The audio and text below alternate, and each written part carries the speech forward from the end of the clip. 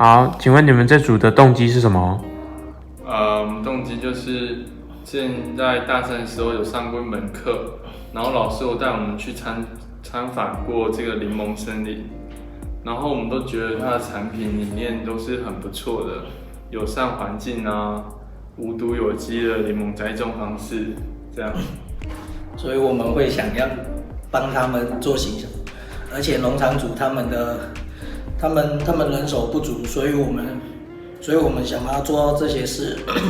对啊，他们就都很忙在栽种环境这一块。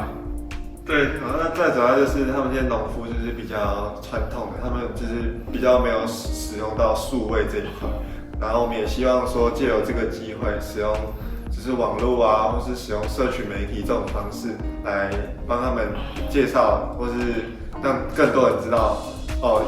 有一群人在种这个比较特别的一种柠檬，然后做成了产品。我们自己其实都有试过，有试喝过，我们自己都觉得都非常美味，也非常适合推荐给大家。那无毒有机的柠檬做出来的产品，其实对健康有很大的帮助。那在现在这个强调有机的环境，我觉得这是一个很好的东西。